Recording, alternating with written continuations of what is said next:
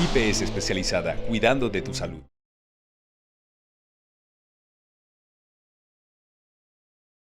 Pues me corresponde hablar esta noche acerca del angioedema hereditario en el embarazo.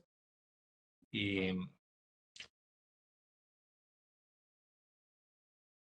he sido eh, conferencista de algunas casas farmacéuticas, entre ellas algunas que tienen que ver mucho con el tema de angioedema hereditario, como es el caso de CSL, Behring, Pharma y Takeda especialmente, pero pues estas charlas pues no alteran de ninguna forma el contenido de la charla que vamos a mirar hoy. Entonces, en la anterior, por favor, vemos que hay una inflamación en la piel. Esa inflamación en la piel la podemos observar en la primera figura. Arriba se observa la piel normal y luego abajo a la izquierda se puede observar unas ronchas. Es una inflamación superficial, no es una inflamación profunda, por eso pica la piel, se genera esa piquiña, ese picor a nivel superficial de manera importante. Y cuando la inflamación es más profunda, entonces estamos hablando del angioedema. Es decir, que el angioedema va a ser una acumulación de líquido profundo en la piel, en las capas más profundas de la piel, por lo cual puede causar también dolor, que es una característica asociada al angioedema, que a diferencia de las ronchas generalmente no duelen, pican sí, pero generalmente no duelen, excepto cuando hay una profundidad un poco en la inflamación. En cambio, el angioedema ya es una inflamación más profunda y por eso genera dolor, que es una característica importante a tener en cuenta. Siguiente, por favor. Y tenemos que, entonces hay varios tipos de angioedema, de esta inflamación profunda. Una de ellas es causada por alergias, que es la columna de la izquierda, y la columna de la derecha por procesos que no son alérgicos. Entonces, en la izquierda se puede observar que la histamina es el mediador esencial de este tipo de inflamación, de este tipo de angioedema, y por eso los antihistamínicos pues sirven para este tipo de inflamación, de respuesta. Para entonces, por ejemplo, la loratadina o la cetiricina pueden servir para disminuir la reacción. Ese tipo de reacción se caracteriza entonces porque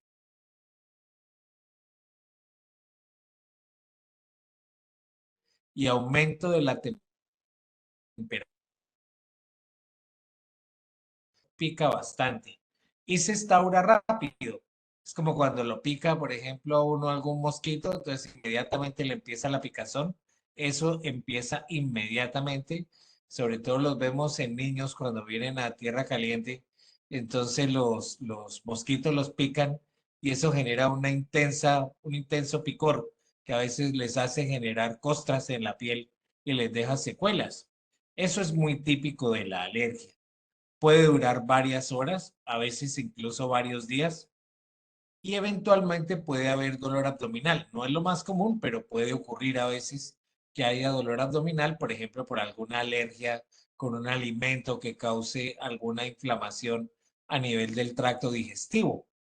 Pasa a veces, por ejemplo, con los niños que son alérgicos o personas a los camarones. Entonces les puede generar tanto manifestaciones en la piel como a nivel gastrointestinal.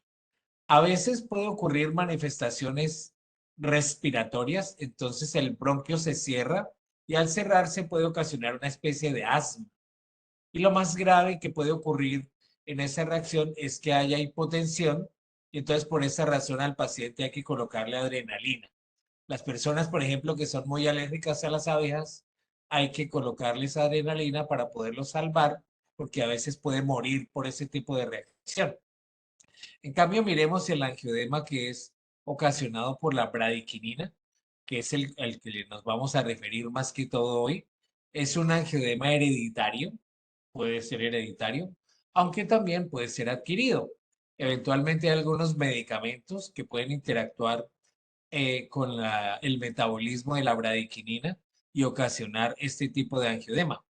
El inicio, a diferencia del anterior, es lento y puede durar varios días. Se caracteriza comúnmente porque hay dolor abdominal. Incluso a veces al paciente lo han llevado a cirugía pensando que tiene una apendicitis y resulta que lo que tiene es este tipo de angioedema. Entonces, no es raro que los pacientes con angioedema los hayan operado, por ejemplo. Tuvimos un paciente que tenía un colon irritable y resultó ser un angioedema hereditario. Y le hicimos el diagnóstico como a los 40 años, ya después de que le habían realizado un montón de endoscopias y otros procedimientos gastrointestinales, lo cual indica que hay que tener el ojo bien atento a este tipo de patología. No hay asma, como en el caso anterior, ni hipotensión, no es lo característico, pero el problema es que puede inflamar la vía aérea. Y entonces, como puede inflamar la vía aérea, puede generar un espasmo y entonces la persona fallece como ahogada por ese problema y no responde frente a los tratamientos tradicional, como en el caso anterior, que era la adrenalina, por ejemplo, o los corticoides o los antihistamínicos. Este no responde. Y eso es algo que yo le digo a los colegas cuando estamos haciendo estas charlas, y es que cuando estén en urgencias y vean un paciente que no responde fácilmente a este tipo de medicamentos, piensen que puede tener un angioedema hereditario, el cual se trata en forma diferente. Como muchos seguramente ya saben, pues se puede tratar con el Icatibant, por ejemplo, el cual pues reduce inmediatamente la inflamación. Si no hay Icatibant, con el inhibidor C1, plasma derivado. Si no hay el inhibidor con plasma fresco, de alguna manera podemos entonces tratar de darle al paciente el inhibidor para que disminuya este problema. Estos pacientes tienen alteración en el inhibidor siguiente, por favor, el cual es una molécula que se va a encargar de regular una serie de vías que tenemos asociadas con la inflamación. Y para ilustrarles, entonces lo que ocurre en el paciente, en el primer grupo de pacientes que hablé a la izquierda, es que viene un alergeno y desencadena una serie de reacciones liberando unos mediadores que son esos punticos que se ven a la derecha. Esos mediadores son los que se encargan de formar la inflamación. Entre ellos, porque son varios, la histamina. Y por eso, pues, les mencionaba cómo estos pacientes podían disminuir su problema utilizando algún antihistamínico como los que mencioné. Siguiente, por favor.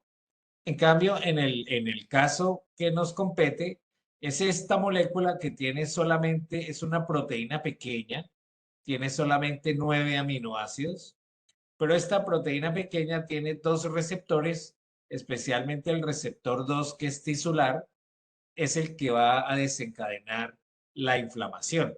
Por eso tenemos inhibidores de ese receptor como el Icatibant para poderle dar tratamiento al paciente y disminuir la inflamación.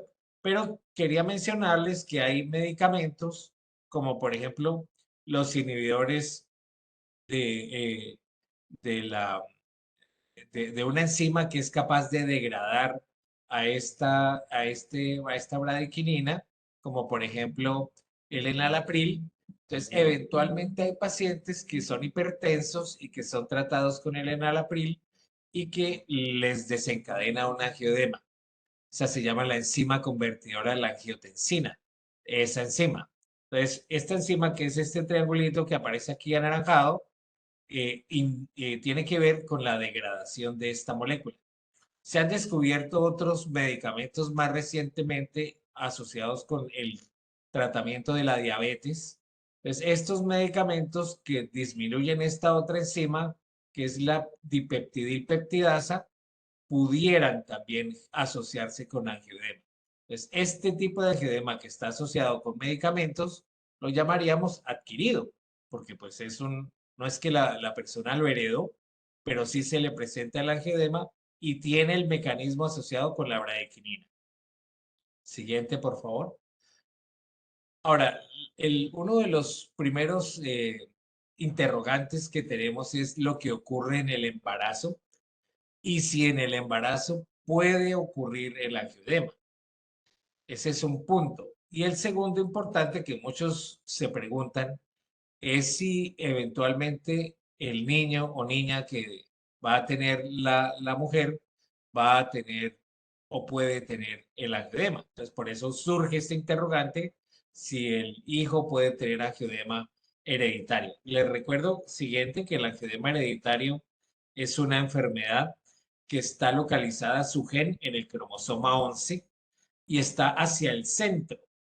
Cuando los genes están ubicados hacia el centro, tienden a tener más mutaciones que cuando el gen está hacia la periferia del cromosoma. O sea, si el gen estuviera en la punta y no en el centro, sería menos frecuentemente eh, asociado con mutaciones, o sea, con alteraciones genéticas, que aquel que está en el centro. Pues en el centro hay más mutaciones, en la punta hay menos mutaciones. Este gen está hacia el centro. Entonces, eso hace que sea más posible que haya mutaciones sobre él por su posición. Y fuera de eso, tiene una serie de flechitas que son llamadas secuencias ALU. Esas secuencias están en estas eh, posiciones de nucleótidos que no se van a transcribir, pero que interfieren con la molécula. Y esas mutaciones, esas alteraciones que llamamos secuencias ALU, promueven más mutaciones.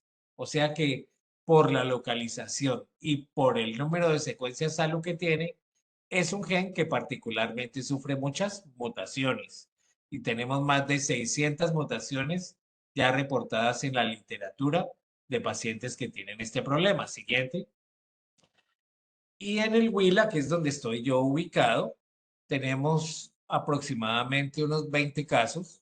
Como el Huila tiene 1.500.000, 1.050.000 habitantes, pues más o menos eso nos da una prevalencia de 2 por 100.000, lo cual está dentro de la prevalencia esperada a nivel mundial, que es entre 1 en 10.000 personas a 1 en 50.000.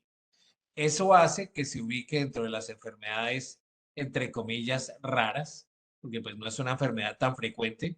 Sin embargo, a medida del tiempo, hemos visto que hemos encontrado más casos y entonces ya la enfermedad ya no es tan rara. Resulta que es que sí tenemos varios casos, familias incluso ubicadas en distintos sitios de Colombia, como más adelante les voy a mostrar, y eso hace que la enfermedad entonces tenga una posibilidad de encontrarse si uno la busca realmente. La otra característica que tiene es que es autosómica. Autosómica significa que el cromosoma donde está no es el cromosoma sexual. Tenemos dos cromosomas asociados sexualmente que son el cromosoma X. Entonces, cuando vamos a tener una niña, entonces es XX, y si vamos a tener un niño es XY. Entonces, este no está ni en el cromosoma X ni en el cromosoma Y. Entonces, cuando no está ni en el X ni en el Y, decimos que es autosómico. Y fuera de eso es dominante. Basta con que uno de los cromosomas esté alterado para que la enfermedad se manifieste. Entonces, como nosotros recibimos un cromosoma de papá y un cromosoma de mamá, quiere decir que vamos a tener el 50% de posibilidades si uno de nuestros padres tiene el angioedema hereditario de tener la enfermedad. Es decir, que el niño que va a nacer va a tener cada niño el 50% de posibilidades de sufrir del angioedema hereditario por ser autosómico dominante. Siguiente, por favor. Y el niño, no sé si alcanzan a ver bien la imagen, pero se puede apreciar un eritema, una reacción como una irritación en la piel, pero eso no le causa piquiña, ni le causa molestia alguna. Entonces, y tiene una forma como eh, serpentiginosa, dicen, es decir, como si fuera como una serpiente allí, como ese tipo de lesión, lo cual es una manifestación de la enfermedad. Entonces, de pronto, pues si tenemos el bebé de este estilo, pues pudiéramos pensar que tiene la enfermedad. Generalmente no se piensa en el bebé en el primer año para hacer el diagnóstico, pero sí porque pues hay unas pruebas que se alteran en el primer año debido a la edad, porque está un poco inmaduro. Entonces, generalmente se espera al segundo año para hacerle el diagnóstico a partir del primer año. Sin embargo, pues hay unas pruebas genéticas que se le pueden hacer si uno quiere determinar que el niño tenga tempranamente la enfermedad. Pero como no se manifiesta generalmente a esa edad tan temprano, entonces por eso uno puede esperar y generalmente no va a pasar nada en el primer año de vida del niño.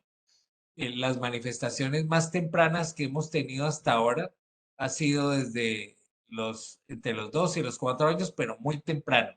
Lo más común es que sea en la adolescencia cuando empieza a manifestarse la enfermedad. Pero como eventualmente puede pasar, por eso tenemos que estar atentos eventualmente al bebé cuando nazca, si tiene alguna de estas manifestaciones que no se esperarían, o como digo, más que todo es desde el primer año. Siguiente, por favor. Y puede haber casos en los que no haya historia familiar. En el 75% de los casos hay historia familiar, es decir, uno de los padres tiene la enfermedad y el niño nace con la enfermedad, pero eventualmente en una cuarta parte puede pasar que no tenga historia familiar. Recuerden lo que dije, que como el gen estaba localizado hacia el centro y fuera de eso que tenía una serie de secuencias allí, es susceptible de mutaciones. Entonces, por eso puedo tener niños que nazcan sin que ninguno de la familia haya tenido un angioedema previamente. Y es un angioedema hereditario en el sentido que el niño tuvo la mutación y la manifestó. Entonces, por eso, pues, el hecho de que no tenga la familia historia no descarta la enfermedad. Será necesario hacer las pruebas eventualmente a partir del segundo año, seguramente, que son las de pesquisa que primero hacemos. Siguiente, por favor. Ahora, ¿qué probabilidad hay? El tema en el embarazo es que en el embarazo hay unas alteraciones hormonales que hacen que, aunque no hay una diferencia entre la mujer y el hombre, en el sentido de que sea más frecuente la enfermedad en mujeres que en hombres, sí pasa que las mujeres tienen más episodios de angioedema que los hombres. Eso se debe a que los estrógenos reducen el inhibidor C1 que produce el hígado. El estrógeno se aumenta en el embarazo y por consiguiente se espera que en el embarazo pueda, o sea, no necesariamente va a haber, pueda haber más número de episodios, especialmente en el primer trimestre del embarazo, porque ahí es donde más estrógenos hay inicialmente. Entonces, por eso es importante pensar primero antes de tener el embarazo. Ojalá pues se pudiera hacer un plan para poder programar ese embarazo. Y si no, pues si el embarazo ya comenzó, entonces ir mirando rápidamente a esta persona para poder saber si se ha aumentado o no la frecuencia de los episodios de angioedema, que es lo que vamos a estar pendientes. Este es un estudio que les quiero mostrar en el que hay 88 personas, las cuales hay 76 que se les ha hecho el seguimiento y hay 12 que han tenido aborto, pues probablemente asociado al angioedema. Pero de estas 76, 4 niños tuvieron una mortalidad perinatal, o sea que al nacer murieron, y 72 fueron saludables. O sea que la gran mayoría de los niños que van a nacer de las personas que están embarazadas con angioedema hereditario van a ser normales. De esos niños, se pudo averiguar que 24 de ellos ya tenían el diagnóstico de angioedema hereditario. Sin embargo, como hoy tenemos una serie de medicamentos y están en desarrollo más, hoy día pues se puede, digamos, dar la posibilidad de que la persona tenga a su niño y que seguramente pueda tener una vida lo más normal posible sin que tenga una alteración de su calidad de vida gracias a la medicación que tenemos hoy día. Siguiente, por favor. Y bueno, esta pues me quedó repetida seguramente por lo que mencioné anteriormente. Ahora, ¿el niño puede tener la enfermedad? Entonces sí, lo puede tener porque es una característica autosómica dominante. Tiene un 50% de posibilidades. Cada niño puede tener el mismo y se puede hacer el diagnóstico lo más temprano posible. Siguiente, por favor. Ahora, puedo tomar los medicamentos preventivos durante el embarazo, que ese es otro punto importante. Es decir, si ya estando embarazada una persona que tiene, por ejemplo, el tratamiento con un medicamento preventivo que es el lanadelumab, el cual se puede colocar 2 veces al mes. Entonces, lo ideal sería esperar 3 meses antes de quedar embarazada. Eso sería lo ideal. Suspender el medicamento, o sea, programarlo.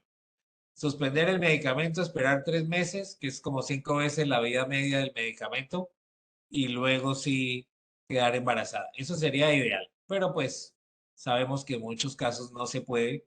Entonces, en ese caso, se debe suspender el medicamento e iniciar el tratamiento con otro medicamento que sí se puede administrar en el embarazo, pues porque ya tiene, es más antiguo y entonces tiene más estudios durante el embarazo y ya se ha visto con más de 1.500 dosis que es seguro durante el embarazo. Y ese medicamento es el inhibidor C1 plasma derivado que les mencioné anteriormente. Como a estas personas les falta el inhibidor C1, que es el que está alterado, bien sea porque tiene una concentración baja, como ocurre en el angioedema tipo 1, o bien sea porque tienen la función alterada, como ocurre en el angioedema tipo 2. Entonces, lo que se le hace a estas personas es darle el inhibidor C1 que está alterado para que supla la función y mejore la concentración. De tal manera que así, entonces logramos que la persona pueda tener una concentración y una función del inhibidor C1 adecuada, disminuyendo la posibilidad del angioedema en estas personas embarazadas. Entonces, el tratamiento de elección para prevenir los episodios en el embarazo es ese. Prevenir en el caso que haya que hacer una miocentesis, por ejemplo, que es un estudio especial en el embarazo. Entonces, se sabe que cuando hay estudios que pueden causar algún trauma, pudiera ocasionarse un angioedema. Entonces, en ese caso, pues se le da un tratamiento profiláctico, para, o sea, preventivo, para que no le vaya a dar el angioedema. Y eso se hace entonces con el inhibidor. Ahora, si la mujer viene con el episodio de angioedema agudo, o sea, ya le dio qué medicamento le voy a colocar, entonces el inhibidor C1 plasma derivado, que es seguro, se lo administramos y con eso se reduce el angioedema. No le colocamos en el episodio agudo el Icatibant porque tiene menos estudios y el INVIMA, o sea, nuestra reguladora en Colombia, todavía no lo tiene aprobado para el embarazo, mucho menos el lanadelumab. Entonces no le vamos a colocar Icatibant y no le vamos a colocar lanadelumab. El que está permitido es el inhibidor C1 plasma derivado. Siguiente, por favor. Entonces, en este era para mostrarles lo que ocurría durante los trimestres del embarazo. A la izquierda, el primer trimestre del embarazo, en círculos negros, en azul, el segundo trimestre y en rojo, el tercer trimestre. Entonces, como ustedes ven, si ustedes miran la rayita en la mitad, hay una mayor o hay un mayor número de episodios durante el primer trimestre que durante los otros dos. Tiende a disminuir. ¿Se acuerdan que les dije que en el primer trimestre había más estrógenos y que por esa concentración había mayor número de episodios? Este estudio lo demuestra, como en el primer trimestre es donde más cuidado tenemos que tener, porque como hay una alteración hormonal allí importante, entonces hay un mayor número de episodios en este trimestre particularmente. Luego disminuye, pero no alcanza a ser lo que tenía anteriormente. De todas maneras, a lo largo del embarazo hay que hacer seguimiento para mirar, porque esto es dinámico, ¿no? No es que sea estático, no es que ya pasó el primer trimestre y ya, entonces ya quedó bien, no. Eso puede variar de acuerdo a las circunstancias de cada persona. Siguiente, por favor. Entonces, en el embarazo, ¿qué se recomienda? Pues hacer un plan de manejo. Que, como decía, ojalá pues se pudiera programar y que haya seguridad, los datos, pues discutirlo con el médico, mirar cada una de las posibilidades, tener un plan de manejo en casa y en caso de que el plan de manejo en casa falle, entonces saber dónde acudir y que ojalá en ese sitio pues pueda haber el medicamento adecuado para la administración.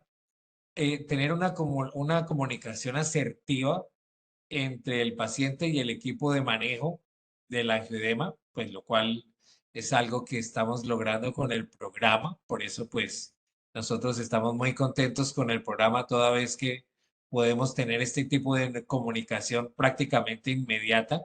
Sin embargo, es importante que el ginecólogo sepa, porque, pues, entonces en este caso tenemos que tener una comunicación ya no solamente con el equipo, digamos, que maneja el angioedema, sino también con el ginecólogo para que pues él esté presto a despejar sus dudas que él mismo pueda tener y para que colabore eventualmente con el manejo adecuado en el caso de requerir algún procedimiento especial durante el cual vamos a necesitar el inhibidor C1 plasma derivado preventivo, profiláctico. Entonces, por eso hablamos aquí de que en el caso de algún procedimiento, pues recordar que hay que usar ese inhibidor plasma derivado preventivo. Entonces, eso habrá que discutirlo con el ginecólogo. A veces será necesario ajustar, de acuerdo a las circunstancias, al peso, como en el embarazo se va ganando peso paulatinamente, pues a veces es necesario ajustar las dosis. Entonces, a veces uno recomienda 20 unidades por kilo del inhibidor plasma derivado, pero eso es algo que se va a ir viendo de acuerdo a la circunstancia individual de cada persona embarazada. Siguiente. Y este para comentarles cómo la guía nos dice, la guía de manejo del angioedema hereditario recomienda el uso profiláctico del inhibidor como primera elección en el embarazo.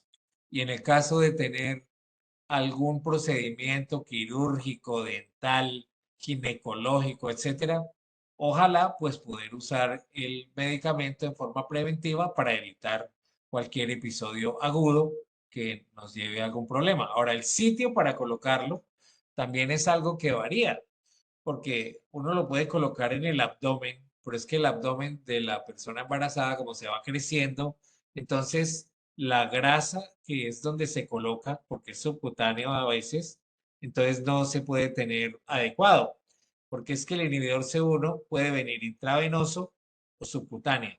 Desafortunadamente en Colombia no tenemos sino el intravenoso, entonces bueno, ahí no hay para escoger, pero de pronto pueda que llegue el subcutáneo, entonces en ese caso, cuando es subcutáneo ya no se puede colocar a nivel abdominal, se puede colocar en los miembros superiores, en el bracito, es donde tenemos esa grasita, o en los miembros inferiores también se pudiera colocar en sitios donde haya grasa, es decir, tejido celular subcutáneo.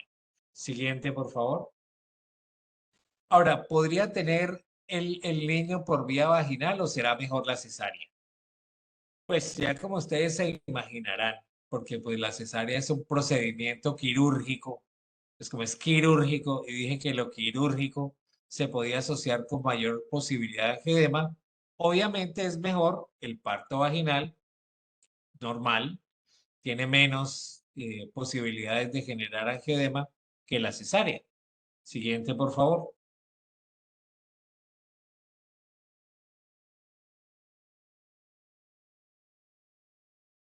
Siguiente, por favor.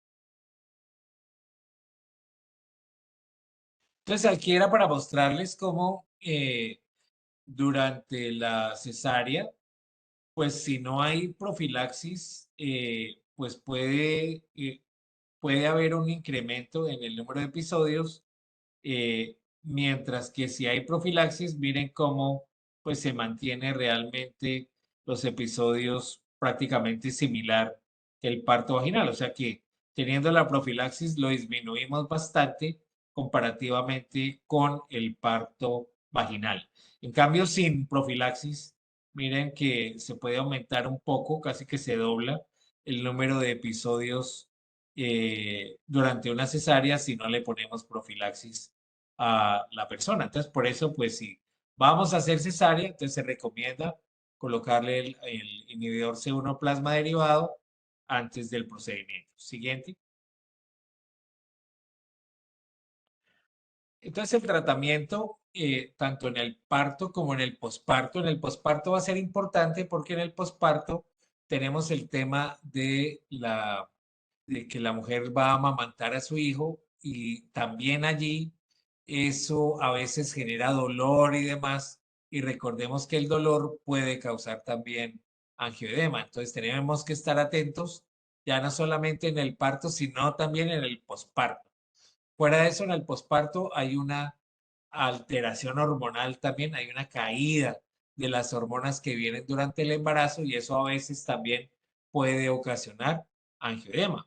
Entonces habrá que tener una comunicación con el obstetra, como ya he mencionado, tener en cuenta lo del plan de manejo del angioedema, que el parto vaginal induce menos angioedema. En caso de cesárea, considérese el inhibidor profiláctico, monitorear en el posparto el angioedema y estar atento y recomendar en caso de angioedema durante la lactancia el inhibidor C1. Todavía ahí no se puede colocar el anadelumab porque puede ir por vía de leche materna, entonces no sabemos todavía, no hay claridad qué efectos pudiera tener. Es mejor pues no colocarlo por ahora y tener en cuenta el diagnóstico en el bebé en la medida que se pueda. Siguiente, por favor. Entonces, ¿se le puede dar pecho al bebé? Siguiente.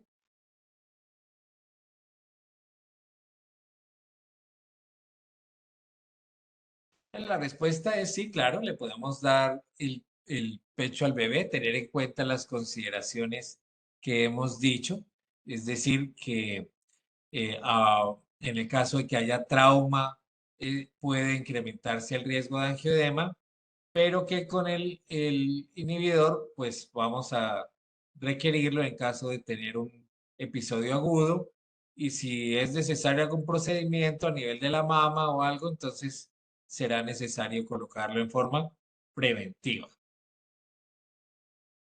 Yo creería más o menos algunas recomendaciones ya he dicho a lo largo de la charla y era lo que pues quería mencionarles acerca de que en el embarazo es posible tener un incremento de los episodios de angioedema, que vamos a tener momentos críticos como son el parto, el posparto y la lactancia. Entonces, en ese caso, pues habrá que estar atentos a los episodios y realizar los ajustes respectivos, siempre tener comunicación directa con el equipo que maneja el angioedema y comunicación con el ginecólogo también en el periodo del parto y el posparto. Eso era lo que quería decirles. Muchas gracias. Muy amables por su atención. IPS especializada, cuidando de tu salud.